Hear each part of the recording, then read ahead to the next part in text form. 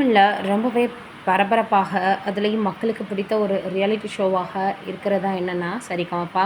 இதில் ஒவ்வொரு சீசன்லையுமே ஒவ்வொருத்தர் வந்து பார்த்திங்கன்னா வின் பண்ணுறாங்க.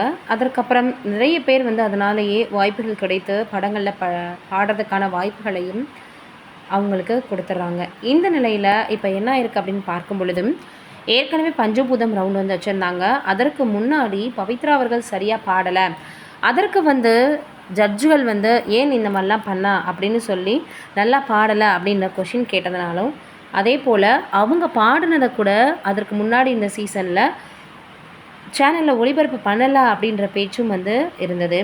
அந்த நேரத்தில் கமெண்ட் பண்ணப்போ பவித்ரா சொல்லியிருந்தாங்களாம், அடுத்ததாக நான் கோல்டு இல்லை, நிச்சயமாக நான் வந்து பிளாட்டினமே வந்து வாங்குவேன் உங்ககிட்ட அப்படின்ற மாதிரி சொல்லியிருந்தாங்களாம்.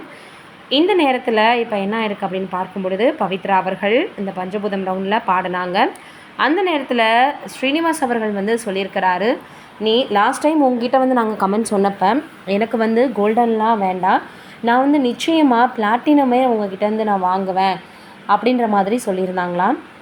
அதே போல் தான் அவங்க இப்போ வாங்கியிருக்காங்க, சொல்லி அடிச்சுட்டே பவித்ரா அப்படின்ற மாதிரி சொல்லியிருக்காங்க. இதுக்கிடையில் இனியாவும் இந்த வாரம் நல்லா பாடியிருந்தாங்க, அதாவது பஞ்சபூதம் ரவுண்டில் அப்படின்று எல்லோருமே வந்து கமெண்ட் பண்ணி வந்துட்டு இருந்தாங்க.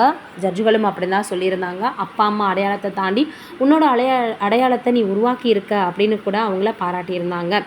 இந்த சூழ்நிலையில் வந்து ஒரு சிலர் வந்து அடுத்த கட்டத்தை நோக்கி, அதாவது டாப் 5ல் வந்துடுவாங்க, முதல் 5 போட்டியாளர்களில் டிக்கெட்டு ஃபினாலேக்கு போயிடுவாங்க அப்படின்னு எதிர்பார்க்கப்படுது. அதில் பவித்ரா, இனியா, அதற்கப்புறம் இன்னும் ஒரு சிலர் வந்து அந்த இடத்துக்கு போகிறாங்களா இல்லையா அப்படின்றத நம்ம வெயிட் பண்ணி தான் பார்க்கணும் அப்படின்னு சொல்லி வந்துட்டுருக்காங்க.